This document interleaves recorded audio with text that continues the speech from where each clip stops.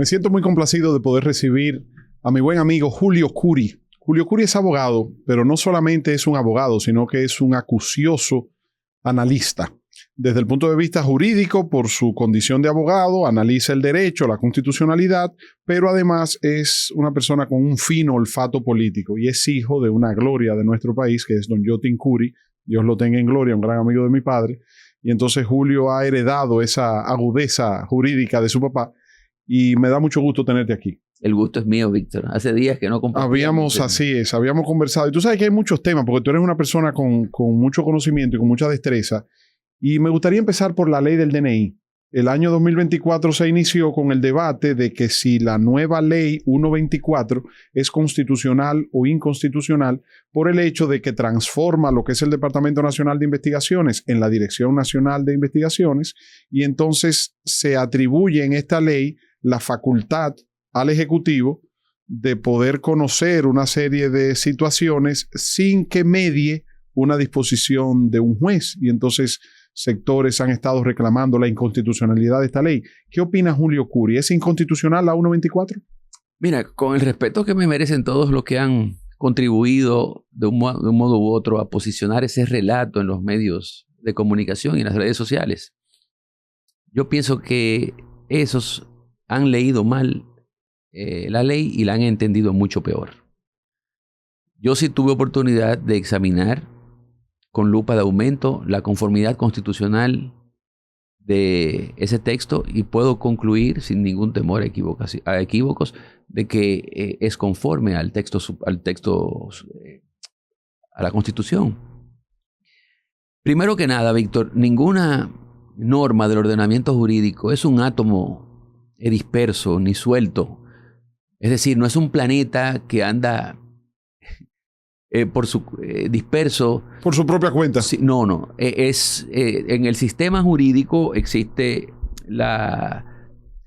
se vertebra. De manera que no es posible para poder entender el alcance o atribuirle sentido a una norma, fijar su atención única y exclusivamente en lo que estás leyendo. Por eso es tan complicado el derecho. Porque existe todo un ordenamiento jurídico con el que hay que armonizar lo que estás leyendo en una norma, porque es probable que el legislador incurra en el error de aprobar en un texto general una disposición que es contraria a un texto previo que sea especial. Y eso que está aprobando es inaplicable porque el texto especial siempre tendrá una aplicación preferente sobre el texto general.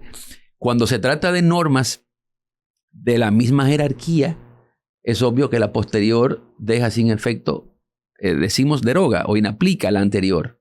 Ahora, ninguna puede ser interpretada de manera solitaria, sino conforme a la Constitución para poder determinar hasta qué punto es justa y razonable, para satisfacer así el artículo 40.15 de la Constitución.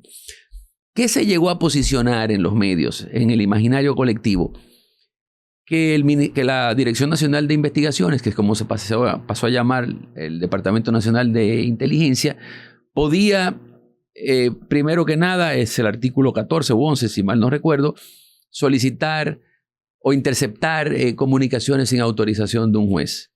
Y lo segundo, que también contribuyó a encender las alarmas, es el hecho de que podía requerirle a particulares informaciones de que dispusiese, so pena entonces de que la renuencia de configurar un ilícito penal. Revelar la fuente.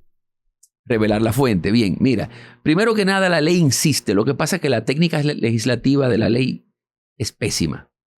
Pésima, peor no pudo haber sido. Yo no sé quiénes, también con el respeto que me merecen, aportaron para la redacción de la misma, pero utiliza términos muy sofisticados que hacen hasta cierto punto incomprensible la misma. Sobre todo el sintagma sin perjuicio de. Pero a decir verdad, a lo largo de toda la ley sujeta las facultades, el ejercicio de las facultades del DNI o de la DNI al cumplimiento y respeto de los derechos fundamentales. O sea que no los viola. No. Entonces vamos primero a ver. La Constitución, mucha gente lo ignora porque durante años todavía vivimos bajo ese peso opresivo de creer que la Constitución es un texto meramente político y no es así. Es un texto normativo a partir del 2010 porque establece las propias garantías o vías jurisdiccionales a través de las cuales podemos hacer efectivo el cumplimiento de todos los principios y reglas que el texto establece, dispone en el artículo 44, numeral 3, como condición para poder intervenir en la vida privada de una persona, la autorización judicial, y más todavía, se tiene que dar en el marco de un proceso que se le siga a la persona contra la que se atenta, contra cuyo derecho a la privacidad se afecta. Entonces, si eso lo dispone la Constitución, la pregunta que deberíamos respondernos es, ¿era necesario para la mejor comprensión de la ley que reprodujese letra por letra lo que ya la Constitución dispone? Claro que no. Es que nos hemos acostumbrado, Víctor, a eso. Y prueba de ello es que los artículos 138 y siguientes de la Constitución, que establecen los principios rectores de la administración pública, la Constitución se proclamó en el año 2010, luego con la aprobación de la Ley 107.13, que tiene que ver con los derechos de los administrados frente a la administración, todo ese mismo cuerpo de normas aparece, figura también en la Ley 107.13 de manera innecesaria. Le hacen un copy-paste. Hacen exacto un copy-paste cuando en caso de conflicto, eso lo sabemos todos, entre una norma adjetiva y la Constitución siempre va a prevalecer la Constitución. Siempre. Por el principio de supremacía. Artículo 6, toda norma que sea contraria a ella es nula de pleno derecho.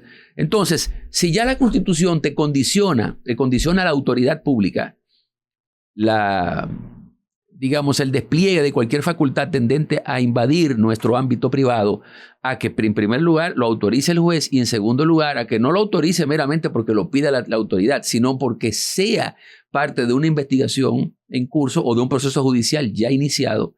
Entonces, es probable que los que no saben que el ordenamiento jurídico es todo un sistema interrelacionado, que aunque la ley fuese muda al respecto, me refiero a la ley de 124, la del DNI, la Constitución suplía de manera efectiva ese silencio, porque es la Constitución la que regla la intervención en la vida de los demás. ¿Sí? Entonces, Julio, toda esta alaraca y todo este debate y toda esta controversia que se ha generado, a la opinión de Julio Curi, desde el punto de vista estrictamente jurídico, no tiene asidero. No, yo publiqué, de hecho, un trabajo en el Listín Diario hace más o menos... Como mes y medio. Mes y medio. Sí, lo vi. En el que, digamos, de una forma bastante precisa, específica, fui desmontando los mitos alrededor de la inconstitucionalidad de esta ley. Y quiero que se sepa porque en las redes sociales somos muy ligeros. La gente se esconde en el anonimato o en la insignificancia de las personas que, en lugar de disentir en el marco del respeto o técnicamente del otro, arremeten de forma inmisericordia. Claro, no. Entonces, y además... yo lo que quería aclarar, que ese trabajo lo publiqué y que de ese trabajo se hizo una nota de prensa que salió también en la semana pasada en casi todos los medios de comunicación, de manera desinteresada porque ni me pagó la DNI, ni me pagó Presidencia, ni ningún órgano de la Administración Pública Central. Ni fue una consulta profesional, fue una opinión personal. Lo que pasa es que es un tema que estaba en boga. En el debate. Y a propósito de eso, Julio, hace ya, prácticamente 4 años desde que se inició esta administración, que Julio Curi ha bajado el perfil. ¿En qué está Julio Curi? ¿Qué has estado haciendo? ¿A qué te has estado? Yo sé que tú estás en tu oficina, pero ¿a qué te has dedicado desde el punto de vista político, social? A lo que siempre me he dedicado, Víctor, que es al ejercicio de la profesión. Lo que pasa que vamos a decir que en el periodo, para las elecciones del 2020, quizás jugué un papel que no me correspondía.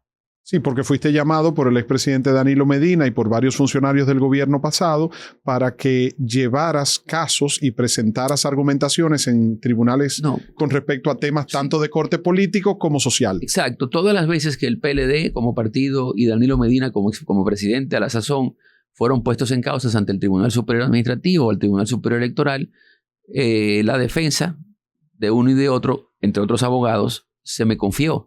Pero me imagino que ahora entonces, al asumir las nuevas autoridades a partir de agosto del 2020, ven con recelo. Claro. Julio Curi es el abogado de Danilo y del gobierno anterior y entonces ahora te ven con recelo, ¿no? Me imagino. Sí, claro.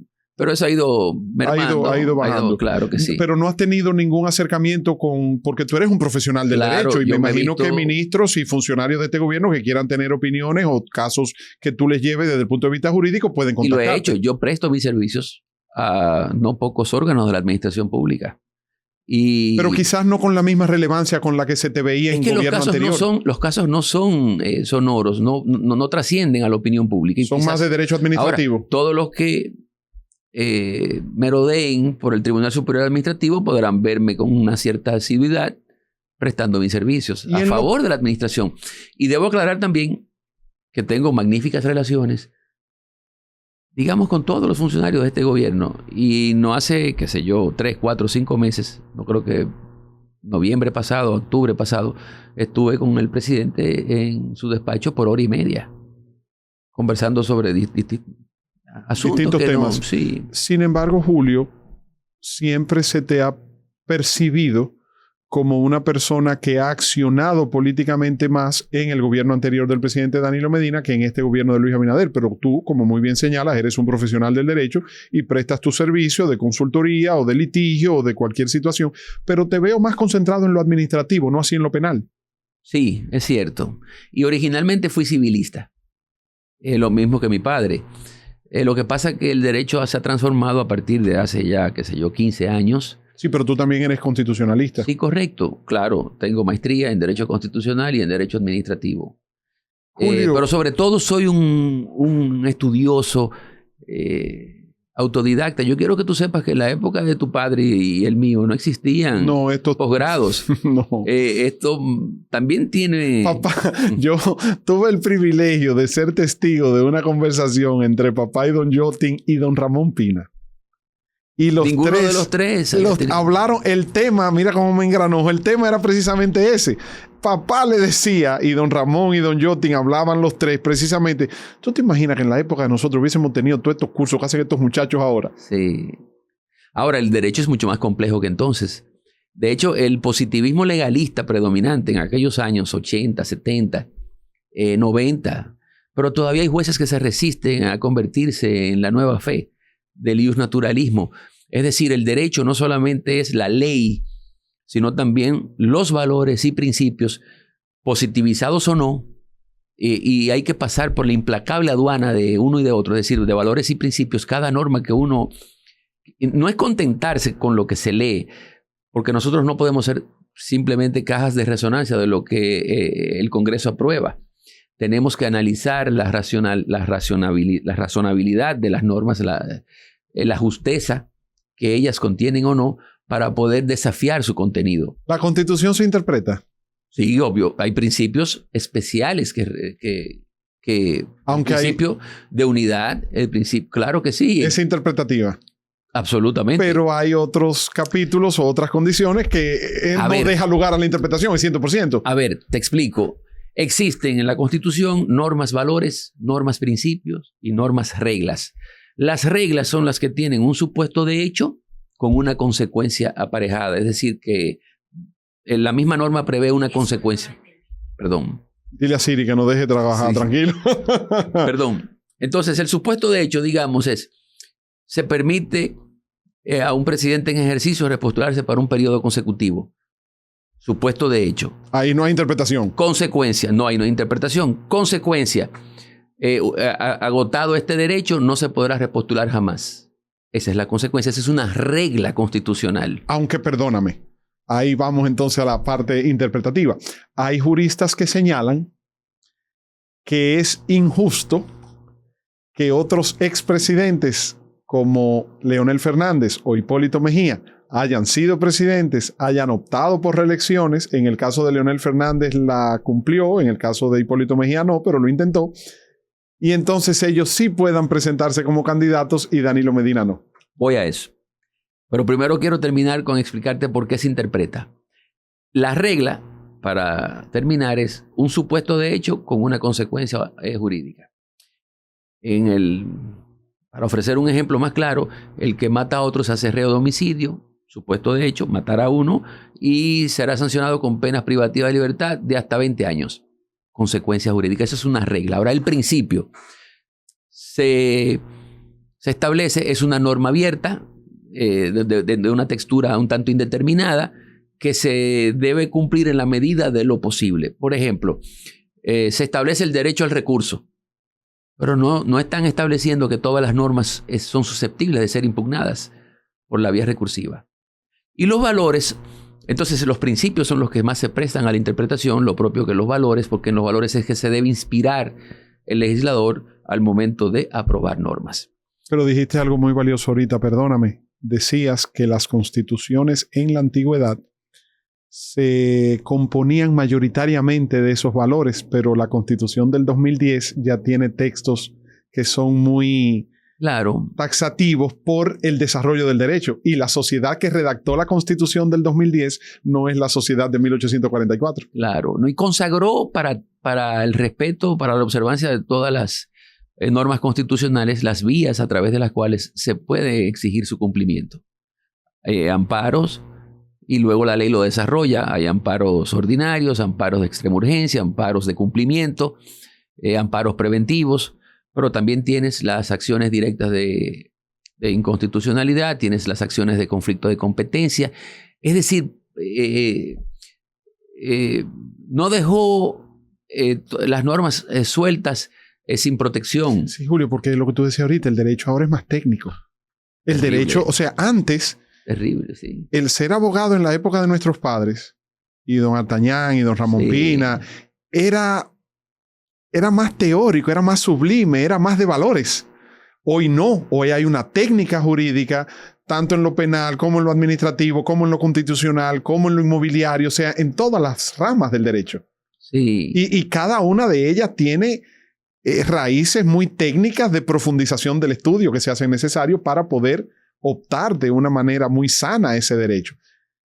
Una pregunta, Julio. ¿Tú viste, estoy seguro que sí, la película El abogado del diablo? Sí, correcto. La de Al Pacino. La de Al Pacino y Keanu Reeves y Charlize Theron. Sí. ¿Qué opinión te merece una parte de esa película donde él señala que hay más abogados en el mundo que ninguna otra profesión y que el abogado se presta para manejar, así como la frase de Campo Amor, según el color del cristal con que lo mire? Porque tú tienes un abogado que te puede condenar por una acción y ese mismo abogado tú lo contratas para que te defienda por esa acción. Me has hecho una pregunta difícil, pero hay una tendencia muy natural a estudiar derecho porque es la profesión que más se asocia con el ejercicio del quehacer político. Y somos un país tan pequeño donde todo se politiza que vemos que es, digamos, están hermanadas el derecho y la política. No mucha gente lo entiende así, pero a decir verdad, están íntimamente asociadas. Julio, a propósito de la Constitución y lo que te decía de Danilo Medina, ¿no es injusto que el único dominicano que no puede aspirar a la presidencia de la República sea Danilo Medina? ¿Eso no lastima, no afecta el derecho de Danilo Medina a elegir y ser elegido? Lo sería también el presidente Luis Abinader a partir del mes próximo. El segundo en estar vedado de por vida, aspirar a la primera magistratura de la nación. No es injusto. Lo que sí, en el caso del expresidente Medina, violó su derecho de igualdad. ¿Por qué? Porque al momento de aprobarse la disposición transitoria que contabilizó el primer periodo de gobierno de él para que no pudiese optar a partir del 2020, no hizo lo mismo con respecto a Hipólito Mejía, que había aspirado de forma consecutiva en el 2004 a la presidencia, y de Leonel Fernández, que se repostuló también de manera sucesiva en el 2008. O sea que para Hipólito y para Leonel, tanto en la reforma de Hipólito del 2002 como la de Leonel del 2010, le contabilizó el nunca jamás a posteriori. Y en el caso de Danilo Medina se lo computó a priori porque contabilizó el periodo 2012-2016. Exactamente. O sea, Danilo filó cuchillo. No. Tengo entendido que él fue quien... Taxativamente. Se lo dictó él personalmente a Reinaldo Paredes. Sí, pero el hecho de que haya sido su voluntad y de que se haya consignado en el texto supremo no quiere decir que la propia Constitución no pueda devenir en contraria a ella misma, porque si, por ejemplo, se realiza una modificación en violación al procedimiento que establece la Constitución para hacer posibles sus reformas, todo lo que se apruebe sería inconstitucional porque se habría hecho en contra del imperio de lo que ella misma reglamenta. En el caso del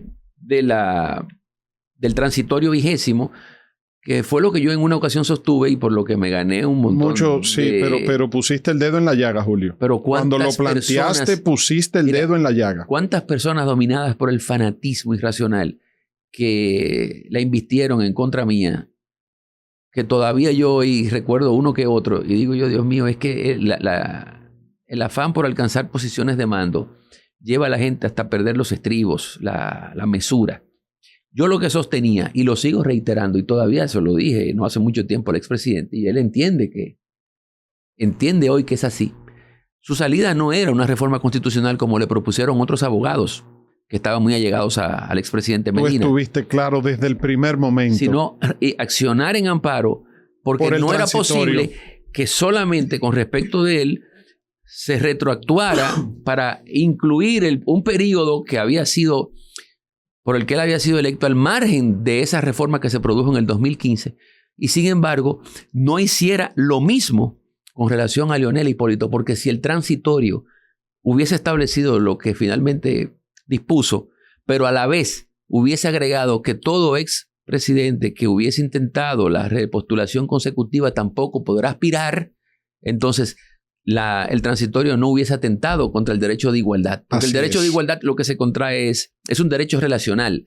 Es el único derecho que no es autónomo de los fundamentales. Tiene que tener una comparación. Hay un término de comparación, que es como se dice. Igual entre quienes, igual entre los suyos, que eran los expresidentes que habían intentado la repostulación sucesiva. Entonces, ¿por qué solamente a uno y no a los otros dos? Ahí estribó la violación al derecho de igualdad de Danilo Medina. Te confieso, Julio, que se hubiese ahorrado lágrimas de sangre Danilo Medina si se hubiese apoyado, si se hubiese basada su estrategia política en ese momento en tu tesis jurídica. De hecho, te crucificaron, quisieron cuestionar y te vilipendiaron, pero estoy seguro que hoy te dan la razón. Yo fui testigo, y es la primera vez que lo voy a decir públicamente, en una conversación con Reinaldo Pared, Dios lo tenga en gloria, y Reinaldo me confió que él trató de persuadir al presidente Danilo Medina en el año 2015 de que fuera modificada la forma, la redacción de ese párrafo transitorio, y que el presidente Medina le insistió de que no le modificaran ese transitorio, que lo dejaran así tal cual y que él no volvería a ser candidato. Pero aún con esa redacción pésima, insisto, por enésima vez, considero que él tenía una salida por la vía del amparo. Claro, se hubiese presentado un recurso, pero así es. Alguien le fijó entre ceja y ceja la necesidad. Alguien no, se trata de dos abogados muy allegados también a él y al ex ministro administrativo de la presidencia, que a pesar de que en otras latitudes, como por ejemplo Panamá, que fue en un congreso, el primer congreso al que yo asistí, donde enarbolé esta teoría y fue muy aceptada. Eco. Pero sobre todo en Colombia, en donde... claro, el precedente de Uribe. No, en Colombia yo fue el segundo país que visité. Se celebró en la Sala de la Constitución del Congreso de ellos, allá en la Candelaria, este congreso para analizar el transitorio. Y a excepción de uno de los participantes, un constitucionalista, ahora no recuerdo su nombre, los demás estuvieron contestes en que esa disposición vulneraba el derecho de igualdad del expresidente con relación a su derecho a ser elegido o elegible. Y luego fui a Argentina y finalmente a Honduras, donde también encontró aceptación. Pero aquí, por el fanatismo político, yo recuerdo... Y la oposición también del expresidente Leonel Fernández, exacto, a la sazón presidente del PLD. Ellos fueron los que con más acritud cuestionaron mi teoría. Así es. Y por eso yo decía que en medio de aquel debate, y de eso se hizo noticia uno de los medios más conocidos del país, yo perdoné en vida a Franklin Almeida porque él no logró contener su inconformidad con mi teoría y debatirle en el plano técnico, sino que se hizo eco de unas ciertas bajezas que se propalaron por intereses sobre mí, y llegó a decir que hasta él daba testimonio de eso porque había conocido a mi padre. Cosa... Sí, que no venía al caso. No, y además que eran falsas, pero en el fragor de la lucha política. Fanatismo. Luego lo vi y antes de morir, y que Dios lo tenga en gloria, y le dije, mire, yo no le tomo aquello en cuenta, tranquilo. Una cosa, Julio, hablando de reforma a la Constitución, el presidente Abinader ha dicho, y es evidente el interés del presidente Abinader, de propiciar una reforma a la Constitución. Se da por un hecho que, en caso de ser reelecto, ya tendría mayoría suficiente, inclusive las encuestas señalan que pudiera tener cómodamente las 2/3 partes, y que entonces convocaría una asamblea revisora para presentar una reforma a la Constitución. Dentro de los temas que se habla de esa reforma a la Constitución está el establecimiento de la independencia del Ministerio Público ya con rango constitucional. Ese ha sido un interés marcado del presidente Abinader desde el primer día. El consultor jurídico del Poder Ejecutivo, Antoliano Peralta, ha hablado también del Ministerio de Justicia para separar las responsabilidades del Ministerio Público y el control carcelario, entre otros temas. ¿Qué consideras tú que debe tocarse como los temas de reforma a la Constitución y cómo tú visualizas una reforma a la Constitución en los próximos meses? Y sobre todo, si entiendes que se pudiera habilitar al expresidente Danilo Medina quitándole la prohibición del nunca jamás o abriendo una posibilidad para que el presidente Abinader pueda volver a postularse en el 28. Eso último para mí sería un sinsentido, Víctor. Yo creo que con 2 periodos es más que suficiente, porque también hay que permitir la alternabilidad en el mando para que, en fin, a ver, la vida es eso, un fluir permanente, constante de sucesos, y no podemos pretender que una sola persona sea la idónea como para tutelar los destinos nacionales. Yo creo que 8 años es el método norteamericano, es el más indicado, porque a la vez de que le permite a un presidente en ejercicio certificar su aceptación en el electorado luego de agotado su primer mandato, aspirar a un segundo. Pero basta, yo creo que ya es suficiente. De todos modos, eliminar el transitorio para habilitar a Danilo Medina, yo no creo que conduzca a nada, porque también ya para el 2028, para el 2028, ¿no? Yo no creo que él tenga las condiciones, ¿no?, para poder aspirar a la primera magistratura de la nación. Yo creo que la población ha ido poco a poco inclinándose por personajes un poco más jóvenes. Ahí aspiran David Collado y otros tantos que apenas llegan a 50 años, y si acaso los frisan, ya Danilo Medina es un hombre de 70 años. Aunque eso no sería obvio, porque fíjate que en Estados Unidos son 2 casi octogenarios que están disputándose el poder. Pero bueno, no sería lo más interesante. Yo creo que la independencia a la que aspira el presidente del Ministerio Público, en mi opinión, sería un error, porque se pueden contar con los dedos de las 2 manos los países en los que la cabeza, el titular del Ministerio Público, no lo designa el presidente de la República. Mira, creo que Colombia, Guatemala, son pocos. Bueno, en Guatemala está sufriendo ahora el presidente Arévalo una situación muy difícil con el Ministerio Público. Sí, es así. Fíjate, eso lo que genera es una tremenda inestabilidad, incluso hasta con los presidentes de mando. Está sucediendo también en ¿qué otro país donde se allanó la casa presidencial de Centroamérica? En fin. Sí, con el tema en Honduras, con el tema... No, sí, perdón, en Perú, con el tema de los Rolex. En Perú. Con el tema de los Rolex. Claro, de la presidenta. Entonces, eso no es del todo conveniente. Yo creo que el procurador siempre será y debe ser... subordinado al presidente. Sí, y a ver, es que como hemos pasado de un extremo a otro. Sí, es cierto que Domínguez Brito tuvo un desempeño bastante objetivo.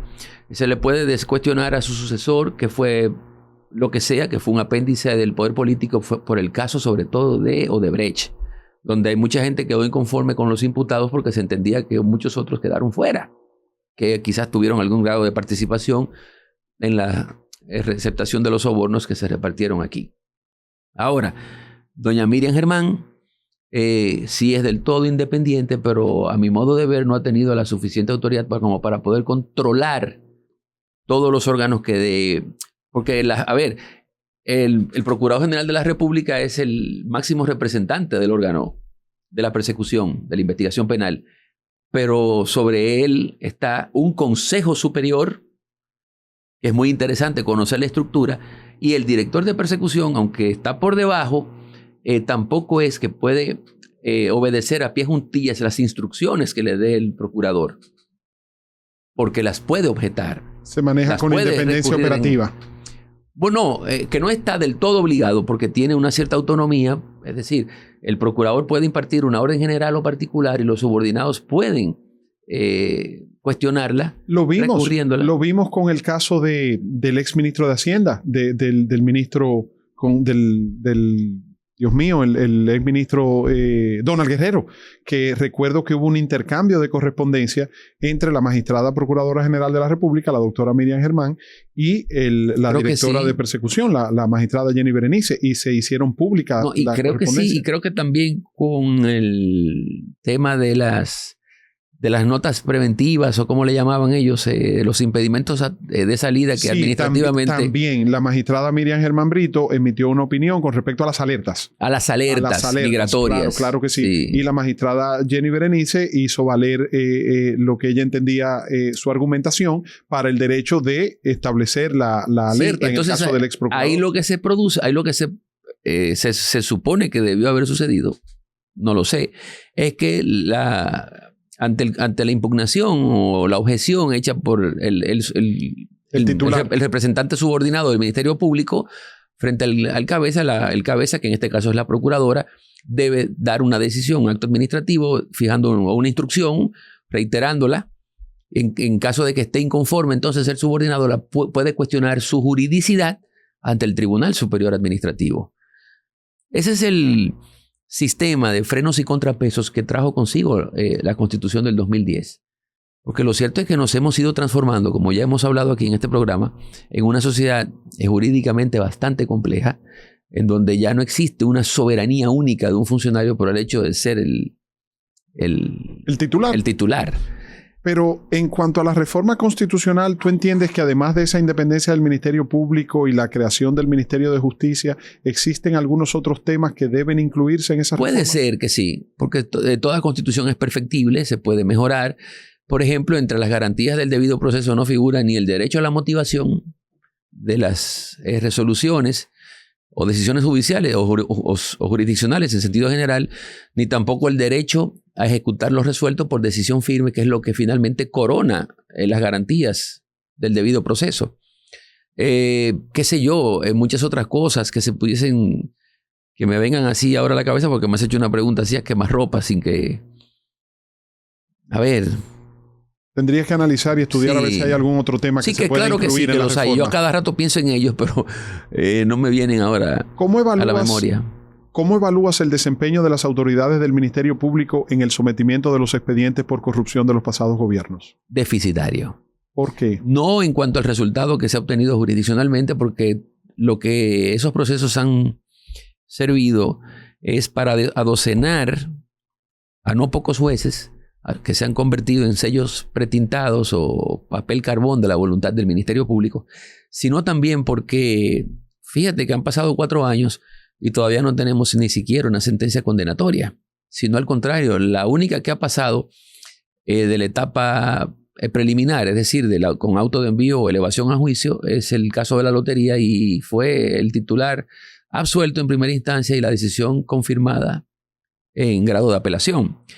Pero mi crítica se centra en el desconocimiento, porque el Ministerio Público no ha hecho otra cosa que volverle las espaldas a las garantías de los imputados en la etapa preparatoria. Es decir, cuando el Ministerio Público, que está gobernado por un principio, que es por muchos otros, pero sobre todo por el de la objetividad, encamina una investigación, se supone que en esa etapa, que es la más importante para evitar la preliminar y posteriormente tal vez la de fondo, en esa etapa preparatoria el Ministerio Público no investiga con el fin deliberado o exprofeso de presentar una acusación contra este o aquel otro, sino de determinar la certeza de una hipótesis de un hecho punible cualquiera. Entonces tiene que respetarle el derecho a la contradicción y defensa del imputado. Si ha obtenido pruebas que son de cargo, que comprometen eventualmente la responsabilidad del imputado, tiene que invitarlo a comparecer, citarlo, para que él presente las suyas de descargo, porque de repente entonces podrá determinar que esos otros elementos de prueba son suficientes como para descartar la hipótesis que investiga del ilícito. Entonces aquí hemos visto con sorpresa y con lástima a la vez que en la etapa preparatoria, o sea, durante toda la investigación, se hace preservando el secreto de la misma. Es decir, sin que el imputado tenga acceso a lo que se conoce como la carpeta fiscal, que no es más que los elementos de prueba que va recabando el Ministerio Público, pero también los de descargo, porque se lo tiene que poner a disposición del imputado para que también los utilice en su defensa. Y entonces, para lograr eso, los imputados han tenido que peticionarlo al juez control, al juez de la instrucción, durante la etapa de la investigación. Y yo me pregunto, ¿por qué es necesario que eso ocurra cuando el Ministerio Público debe ser el primer abanderado, el primero que respete las garantías del debido proceso, que no se limitan a la etapa jurisdiccional? Al punto, por eso lo voy a reiterar, que en el artículo 69, numeral 10 de la Constitución, se establece algo así, ¿no? Las garantías del debido proceso son extensivas a toda clase de actuaciones administrativas y judiciales. La etapa de la investigación es una etapa administrativa porque no ha degenerado todavía en un proceso, que es cuando se abre la jurisdiccional. Y esto que te estoy diciendo no es una invención de la mollera febril de Julio Curi. Es que la doctrina comparada y la jurisprudencia de la Corte Interamericana así lo ha establecido.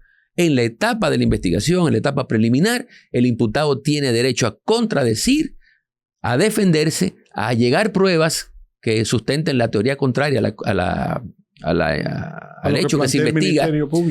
Y por último, también estos expedientes de corrupción administrativa nos han hecho creer que la prisión preventiva, desgraciadamente, y las medidas de coerción en sentido general son regla. Sin embargo, Julio, también hay un elemento, y es que al conocerse en la fase de investigación los expedientes acusatorios de parte de las autoridades del Ministerio Público, se filtran a los medios de comunicación y a las redes sociales, y entonces ya el imputado es condenado en las redes y a través de los comentarios en los medios a priori, antes de que se conozca su juicio, su caso en un juicio de fondo. Sí, eso contraviene incluso una norma del propio Código Procesal Penal, pero que es el secreto del sumario, que únicamente se quiebra, aunque yo estoy en desacuerdo con lo que establece, me parece que es el 184 del Código Procesal Penal, de que se quiebra únicamente cuando sobre el imputado se ha solicitado un anticipo de prueba o se ha impuesto una medida de coerción. Es decir, que si el imputado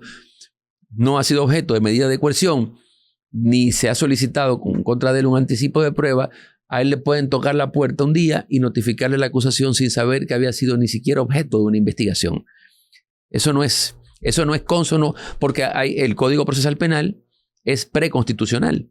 De manera que como se deben interpretar sus disposiciones es conforme a la Constitución o conforme a las convenciones o los tratados internacionales de derechos humanos, en los que el derecho, repito de nuevo, a la contradicción y defensa se deben preservar en toda la etapa del proceso, desde su génesis, desde su origen hasta su culminación. Entonces, el derecho penal tiene tres etapas. El procesal penal, ¿verdad? La etapa preparatoria, la preliminar ante el juez de la instrucción y finalmente, si ha lugar, al juicio de fondo. En las tres, esas garantías procesales que son inmanentes al debido proceso se tienen que respetar e interpretar en favor del imputado en caso de duda. ¿Tú entiendes que el Ministerio Público pudiera citar a Danilo Medina? Claro, puede citar hasta el propio presidente en ejercicio. Pero de acuerdo al curso de las investigaciones que han ido realizándose con estos casos que han sometido, ¿entiendes que hay interés de parte de las autoridades del Ministerio Público en profundizar hasta la figura del presidente Medina? No lo sé, Víctor. Sí he visto como todo el mundo, ¿no?, a través de la prensa, que en muchos de esos expedientes se hace constar que el presidente ha tenido conocimiento o que este o aquel otro hecho contó con el consentimiento del exmandatario. Y si de verdad esos obiter dicta, esos dichos sea de paso que aparecen en las acusaciones, no conduce a la formulación de una imputación en contra de él, yo considero que es innecesario. No hace falta consignar nada de eso si usted, Ministerio Público, no va a formular una imputación al expresidente. Una pregunta, Julio. Vámonos a la parte política y dejemos ya entonces esta parte jurídica que hemos estado analizando con esa brillantez que te caracteriza. Gracias. En el año 2020, el presidente Danilo Medina recibió de tu parte una consulta con relación a los resultados electorales de cara al financiamiento que la Junta Central Electoral determinaría por el porcentaje de votos alcanzados. Y en ese momento yo recuerdo que tú señalaste que los únicos 2 partidos políticos que habían calificado para la condición de ser partidos mayoritarios con más de un 5% de los votos fue el Partido Revolucionario Moderno y el Partido de la Liberación Dominicana. Sin embargo, un subterfugio jurídico permitió que tanto el PRD como la Fuerza del Pueblo entraran a esa categoría de partidos mayoritarios con más de un 5%, con un tema de un cálculo, de una tabla, que si lo municipal, lo legislativo, sí, lo presidencial. Y entonces eso propició que la Fuerza del Pueblo obtuviera un financiamiento como partido mayoritario que al final de cuentas fue en contra de la política del PLD, porque durante los 2 primeros años de este gobierno, 2020-2022, hasta el 2023, cuando empezaron a hablarse para las conversaciones de alianza, desde la Fuerza del Pueblo se estaba atrayendo dirigentes del PLD. ¿Cómo fue ese proceso y por qué no se llevó de tu recomendación el presidente Medina? Mira, el comité político había aprobado recurrir en casación esa desafortunadísima sentencia, esa malhadada sentencia que dictó la primera sala del Tribunal Superior Administrativo en aquel momento.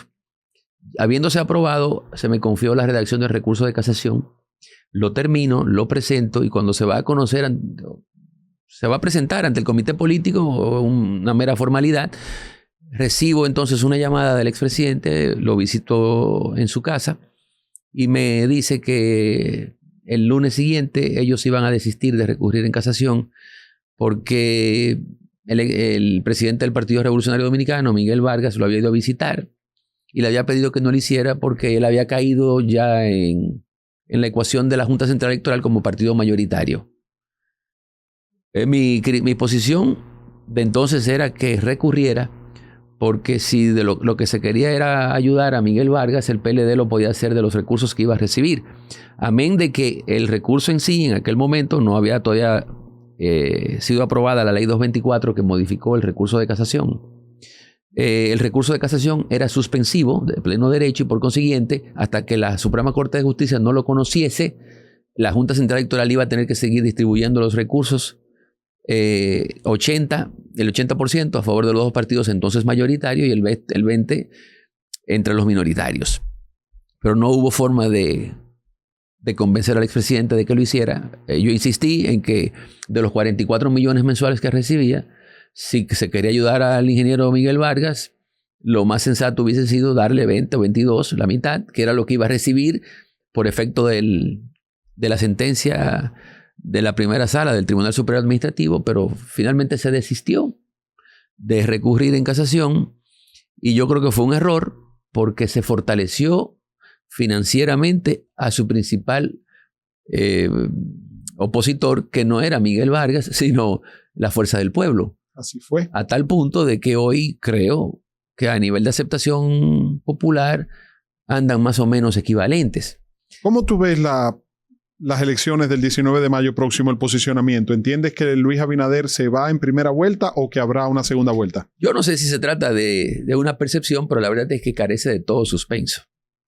No hay suspenso porque ni siquiera de la oposición se ha animado a presentar encuestas que le permitan crear expectativas o ilusiones a sus seguidores. Solamente se da cuenta de las que publican medios imparciales, o usted puede entrecomillarlo o no, pero esas son las que se dan a conocer donde figura el mandatario con una aceptación que supera por mucho el 50%. En la encuesta de Julio Curi, ¿tú personalmente entiendes que se va en primera vuelta? Yo creo que sí, pero partiendo de esa percepción. Yo en el 2012 y también lo hice en el 2020, realicé unos ejercicios que fueron bastante atinados con respecto al resultado final de la Junta Central Electoral. Yo imprimía por deporte, ¿no?, unas boletas con la cara de los principales candidatos y nos movíamos en el Gran Santo Domingo por distintos puntos. Éramos unos amigos y yo. En el 2012 dio muy cerca del resultado final. Hipólito siempre por encima de Danilo Medina, aunque terminó 52-47.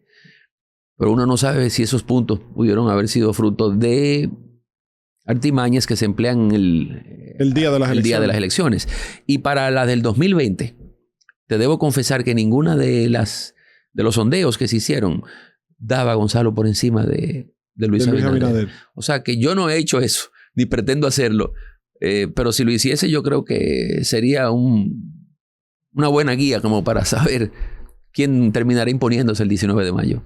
Supongamos que los resultados sean Luis Abinader ganador en la primera vuelta. Ejerce su segundo mandato 2024 al 2028. ¿Cómo visualiza Julio Curi la recomposición de los partidos de oposición, tanto PLD, Fuerza del Pueblo, y del propio partido de gobierno PRM de cara al 2028? Mira, con el telón de fondo de ese resultado del 19 de mayo próximo, yo pienso que si es como parece que sucederá, ¿no? Yo no tengo, lamentablemente, yo no soy un profeta. Pero si es como las encuestas han venido señalando, yo creo que en el PLD debe producirse una reestructuración, una renuncia masiva de los principales dirigentes, porque ya no son capaces entonces de articular, de conectar con el electorado. Y eso es por parte del PLD. Y pienso que el expresidente Fernández ya debería desistir de seguir aspirando. Ha sido presidente en 3 ocasiones, aportó mucho al país. Yo no creo que él deba seguir insistiendo. Ya tiene también en una cierta edad. Pero la mayor preocupación estará entre los PLDistas, porque si queda en un segundo lugar lejano o en un tercer lugar, peor todavía, habrá que reflexionar mucho en torno al candidato, ¿verdad?, el candidato presidencial, y a los errores que se habrían cometido en estos últimos 4 años, porque se pudo tal vez haber concebido, qué sé yo, uno trata de buscar eufemismos como para no ser muy duro, pero hace 2 años yo no creí, a decir verdad, Víctor, que las cosas iban a estar como están tan claras hoy. Algo ha pasado.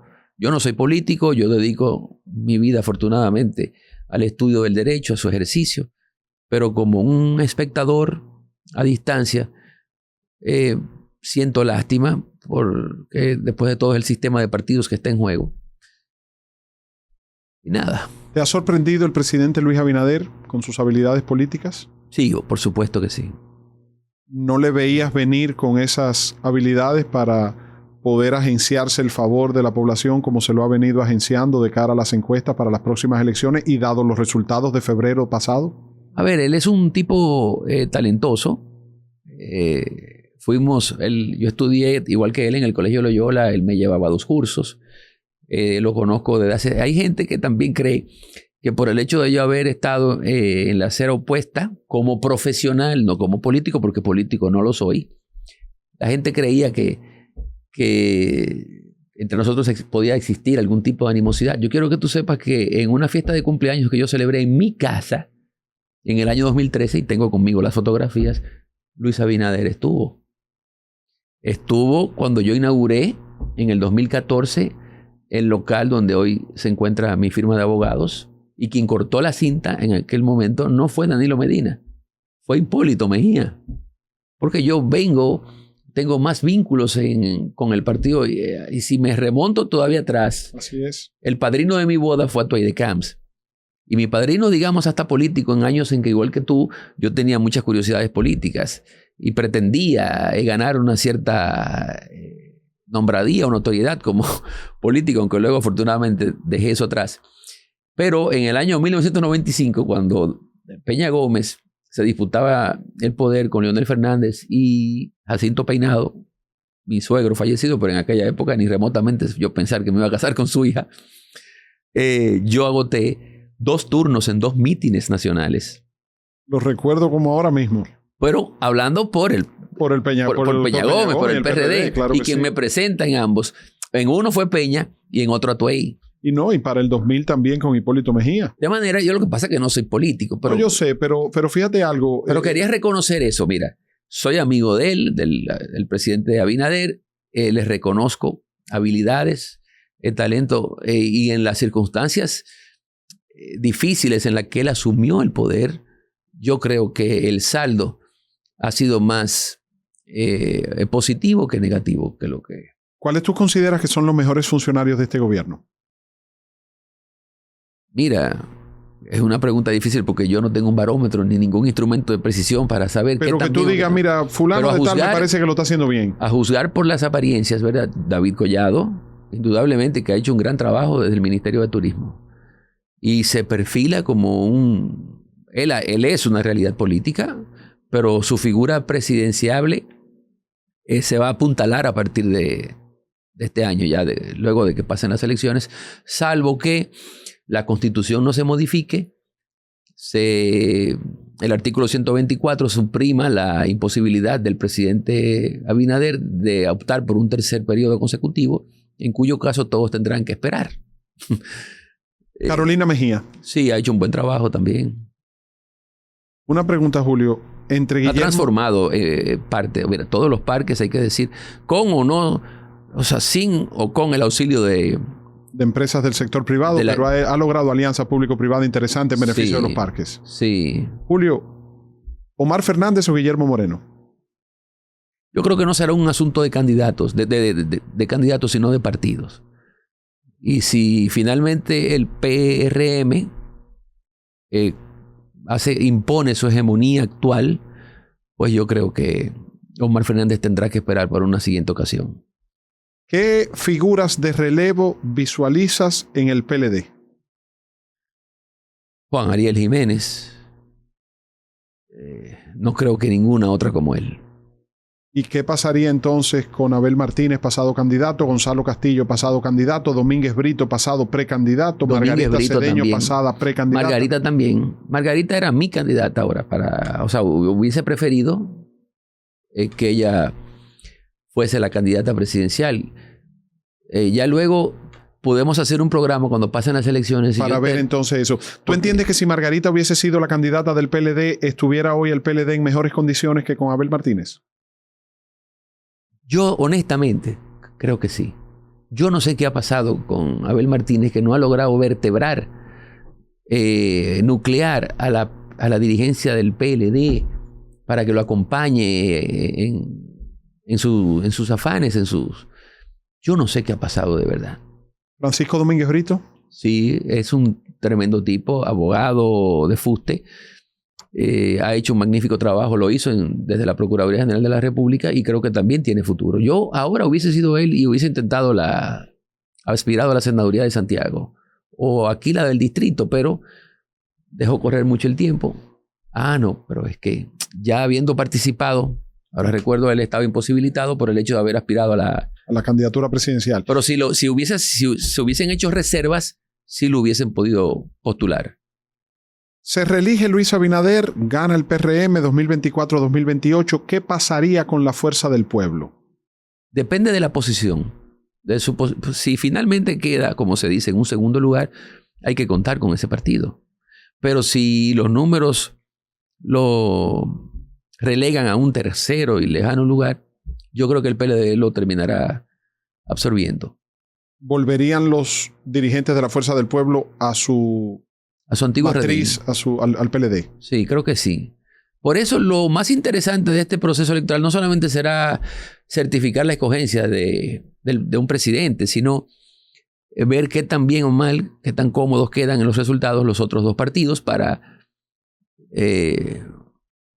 pensar en ecuaciones de cara al 2028. ¿Tú dirías que en este proceso electoral de cara al 19 de mayo se está compitiendo más por el segundo lugar que por quién pudiera ganar las elecciones? Insisto, Víctor, yo parto de las encuestas que he tenido oportunidad de ver.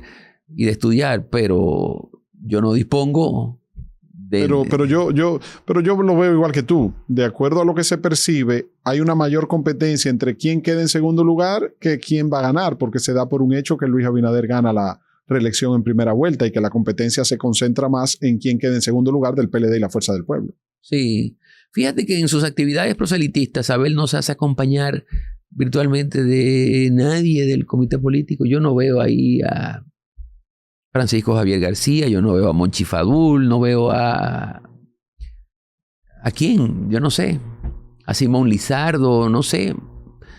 No sé. Claro, hay unos que no pueden hacerlo, digamos, quizás porque entiendan que el endoso ahora de sus apoyos pudiera ser cuestionado por el hecho de estar sometidos a procesos o investigaciones, porque en el caso del Calamar, como título despectivo, todos los motes para mí son despectivos, y que ya hubo un tribunal que le sugirió al Ministerio Público abstenerse de utilizar esos motes. Bueno, en el caso de Calamar, insisto, es como se conoce lamentablemente este proceso, no han presentado acto conclusivo. ¿Tu opinión sobre Omar Fernández? Un joven con un gran futuro político. ¿En el PLD o en la Fuerza del Pueblo? Eso dependerá de lo que sucede el 19 de mayo. He conversado con él, tiene luces. Indudablemente que tiene futuro político, porque no podemos tampoco reducir la perspectiva al 2028 o al 2032. En el 2036 Omar Fernández será todavía joven, muy joven, y es muy probable que pueda escalar a posiciones cimeras en el quehacer político. Si le tocara a Julio Kuri elegir quiénes deberían ser los candidatos a la presidencia de la República para el 2028, y tú me dijeras, por el PRM fulano o fulana, por el PLD fulano o fulana y por la Fuerza del Pueblo fulano o perencejo, ¿por cuáles nombres te inclinarías? Bueno, te respondo. Por el PRM, David Collado. Por la Fuerza del Pueblo, yo insisto que el expresidente ya no debe aspirar en caso de que no alcance ahora la presidencia, y tendría que ser. Es un partido todavía pequeño a nivel de estructura. A mí no se me ocurre pensar en nadie que no sea Omar, pero es muy joven, aunque eso tampoco sería obstáculo, porque ya vemos el caso de Boris en Argentina y en muchas otras latitudes donde no necesariamente hay que ser cincuentón o sesentón. O sea que de verdad no conozco a nadie en la Fuerza del Pueblo, qué sé yo, que pudiera, que sea presidenciable. Y en el caso del Partido de la Liberación Dominicana, yo en algún momento quisiese ver a Margarita Cedeño aspirando a la primera. Esta hubiera sido una buena oportunidad, pero Dios es el que dispone.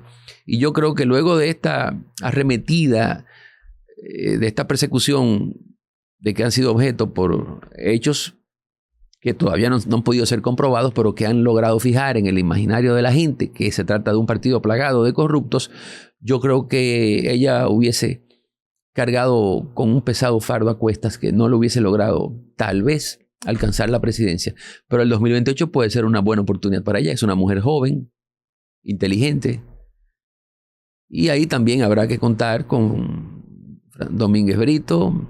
Juan Ariel probablemente aspire, pero es un partido que ha logrado siempre sobreponerse, excepto en el 2020, a las adversidades, a las diferencias. Fíjate que en este proceso ganó Abel Martínez y todos aceptaron el resultado sin resabios. Muchísimas gracias, Julio. Qué Víctor, gusto siempre conversar contigo, analizar contigo. Te pido, Julio, que cuando pasen las elecciones del 19 de mayo próximo y ya empiecen a soplar los vientos de una reforma a la Constitución, podamos no solamente hacer otro conversatorio analizando esos temas, sino que me gustaría, como Víctor en Vivo, invitar a un conversatorio, a un taller, donde Julio Kuri, junto con otros juristas que pudiéramos consensuar, presenten propuestas de temas a ser introducidos en el debate de una eventual reforma a la Constitución. Muy bien. Porque dijiste algo al principio de la entrevista que me llamó poderosamente la atención y que no me sorprende por tu talento, pero que diste en la diana. Siempre las constituciones son perfectibles. Sí. Entonces, aunque la Constitución del 2010, sin lugar a dudas para nadie, ha sido nuestra carta magna más avanzada y la que tiene el mayor arraigo, la mayor progresista, no menos cierto es que se pueden aprovechar situaciones, coyunturas para perfeccionarla y mejorarla todavía más. Hay sociedades como las norteamericanas, y se me ocurre quizás ahora preguntarte para concluir con esta parte. Tenemos una Constitución de Estados Unidos que nunca ha sido reformada, sino que se le incluyen las enmiendas. Tenemos naciones como Inglaterra que sin embargo no tienen un marco constitucional. ¿Cuál entiendes tú que a lo largo de la historia de la humanidad ha demostrado ser un modelo más conveniente? ¿El de que se mantenga invariable la Constitución original y se le vaya, o el que se vaya modificando? Lo que pasa es que en Estados Unidos y en Inglaterra son sistemas de precedentes. Ellos se valen más de los criterios de las Cortes Supremas y de las decisiones del Tribunal Parlamento. Supremo, sí, la van. Somos distintos. Nosotros somos un país gobernado, o sea, con un sistema de civil law. Necesitamos la ley escrita.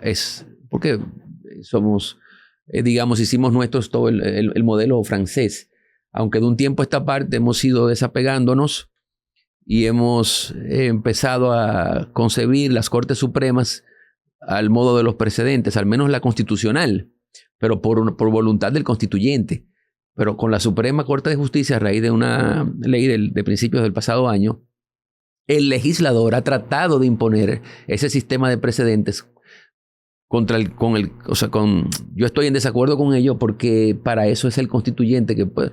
A ver, eso es otro programa, Víctor, porque el Congreso es el que está autorizado a dictar normas de alcance general, normas jurídicas de alcance general.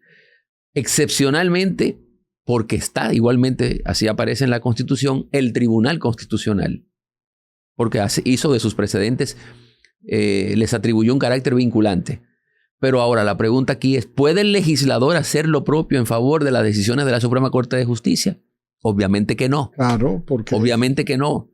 Entonces hemos querido ahora establecer un sistema de verticalidad, suprimiéndole la autonomía a los jueces del orden judicial inferior para que hagan suyos esos criterios de la alzada y restringiendo de manera irrazonable el acceso a la Suprema Corte de Justicia como Corte de Casación en base a una invención, un concepto importado de España que se llama interés casacional, que hay que justificarlo para que te admitan el recurso. Pero antes de terminar, Víctor, una de las propuestas a la reforma constitucional, y supongo que el presidente se animará a hacerlo en caso de que retenga el poder, es la de unificar las municipales con las presidenciales y volver al viejo sistema de que las legislativas se hagan separadas de las presidenciales. Lo que nunca tuvo sentido fue separar las municipales de las presidenciales. O sea, establecer en un mismo día todos los niveles de elección. No, exceptuando las congresuales. O sea, en un mismo día elegimos autoridades municipales y el Ejecutivo. Exacto. Y entonces dejamos una fecha separada para las congresuales. Así ¿A priori o a posteriori? No, daría igual porque ya... No, me refiero si la hacemos ahora, por ejemplo, las municipales son antes. previas. Óyeme, yo estaba de acuerdo con el sistema bianual. Cada 2 años, lo que pasa es que la gente decía que no salía de campaña, pero es la única forma de justificar la separación, porque la inversión de recursos es...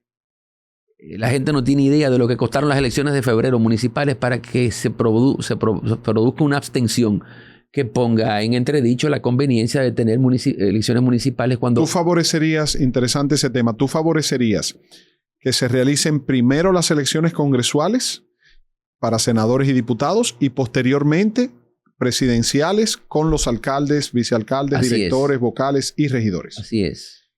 ¿Y la diferencia entre una fecha y otra? Cada 2 años. Cada 2 años. O sea, cada 2 años. 2 años elegimos un congreso y entonces, posterior 2 años, presidente y municipales en el mismo día. Pero siempre de un periodo de un cuatrienio. Sí, claro, claro. Como estábamos antes, lo único que en vez de congresuales y municipales, solamente las congresuales y posterior presidenciales y municipales. Es que antes era congresuales. No. O era congresuales y municipales. Antes era, sí. Recuérdate que a raíz de la reforma del 94, del Pacto por la Democracia, se estableció en el 96 las presidenciales y en el 98 las congresuales y municipales. Es cierto. Entonces después, en el 2010, se unificó las congresuales con las presidenciales en el 16 y posteriormente en el 20 se dividió para que las municipales fueran 2 meses antes, 3 meses antes, febrero. Pero entonces ahora tú propones que sean el Congreso y dentro de 2 años, entonces, las presidenciales y municipales. No despiertan interés. ¿Y por qué unificar las municipales con las presidenciales y no con las congresuales? Bueno, puede ser también. Porque los gobiernos locales no generan ningún tipo de entusiasmo en el electorado. ¿Quién gana las alcaldías y las posiciones de regidores? Eso. Mire, yo, a decir verdad, yo voté por un regidor que yo ni conocía porque eran tantos que... Parecía una sábana y era un voto preferencial. Imagínate, claro. Pero eso no hace sentido. ¿Y para la alcaldía, es un desperdicio de recursos. ¿Y para la alcaldía del distrito, por quién votaste? El voto en secreto. Un abrazo, Julio. Muchísimas gracias por tu tiempo. Y entonces te dejo la invitación abierta y te tomo la palabra para organizar ese conversatorio de Víctor en Vivo sobre el tema de la reforma a la Constitución. Yo creo, Julio, que tú tienes un legado histórico y un compromiso con la memoria de tu padre. Tú heredaste el talento de tu padre. Nuestro buen amigo Don Frank... Lo heredé, no lo cultivé. Porque si se heredara, yo no hubiese tenido que estudiar. No, las dos cosas. Porque hay genes que van dentro de tu naturaleza, dentro de tu temperamento, dentro de tu bonomía, que son de tu padre. Y el cultivarlo con tu estudio y con tu superación. Y lo que hablábamos del comentario que le hicieron, a la conversación de él y papá y don Ramón Pina, de las nuevas prácticas del derecho, los nuevos abogados de hoy, que son más preparados que los anteriores. Pero ese legado de tu padre, de Don Yotting, tú tienes que mantenerlo porque tú tienes un olfato. Entonces mira qué pasa contigo, al igual que Don Yotting. Por ejemplo, Yotincito es tu hermano y es abogado y fue miembro del Tribunal Constitucional junto con mi padre, y yo adoro a Yotincito y lo quiero muchísimo. Pero Yotincito es solo abogado. Es difícil tú sentar a Yotincito a tener un diálogo con él. Él es más parco que tú. O sea, ¿cómo te lo explico? O sea, es que tú combinas... Don Frank Cabral, te mencionaba Don Frank Cabral Calcaño, nuestro buen amigo Don Frank. Don Frank siempre me decía que Don Yotting comentaba que tú eras, al igual que él, un abogado político. Porque hay abogados que son abogados. ¿Dice eso, Frank? Sí, me lo confió. Me dijo que Don Yotting decía que tú eras un abogado político. Yo visité con mi papá en más de una oportunidad. Me lo contó y me contó de los diálogos que tuvieron con Don Yotting. Entonces, ese talento que tú tienes, que te ha hecho merecedor de muchas enemistades, motivadas por la envidia, motivadas por la maledicencia, es fruto de que tú combinas la astucia, la habilidad, la técnica, el estudio, la oratoria, la imagen, el desenvolvimiento. Y entonces tú puedes combinar el conocimiento técnico del abogado, de lo jurídico, con tu bufete, con tu oficina, con las relaciones humanas, con la tradición política, con las relaciones que vienes desarrollando a lo largo de tu carrera. Y entonces eso te hace exhibir un comportamiento que va más allá del profesional del derecho. Mira cómo hemos analizado aquí temas políticos, temas sociales, temas jurídicos, temas históricos. Y entonces creo que tienes un compromiso con esa tradición que inició tu padre siendo un joven inquieto en la revolución del 65 junto con el coronel Camaño y con toda esa revolución, que fue un actor de primera línea, y los grandes aportes que hizo a la democracia de este país. Papá me contaba, papá admiraba y queríamos, pero te voy a decir algo, a través de quien más conocía a Don Yotting no fue por mi padre, sino por mi querido hermano y vecino Reinaldo Pared.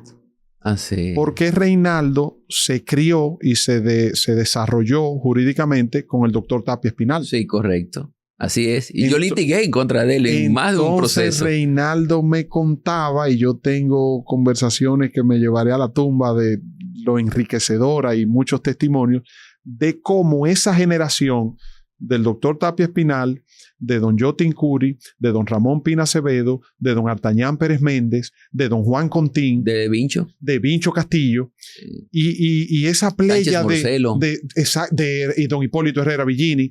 Y entonces, ¿cómo esos abogados de los 40, los 50, los 60 tuvieron un desarrollo en la sociedad de esa época, y ustedes ahora como nueva generación, como hijos de esos abogados, tienen ese compromiso con ese legado? Sí, es cierto. Así que yo te exhorto a que mantengas esa memoria y ese comportamiento de tu padre, no manteniéndote estrictamente en lo jurídico. Y teniendo que hasta hacerle caso omiso a cierto personero que por razones de celos familiares y... Mi maestro don Álvaro Arbelo Hijo decía que son envidiosos del talento ajeno. Exactamente. Y del éxito ajeno. Ahí es que está el problema. ¿Tú sabes qué pasa?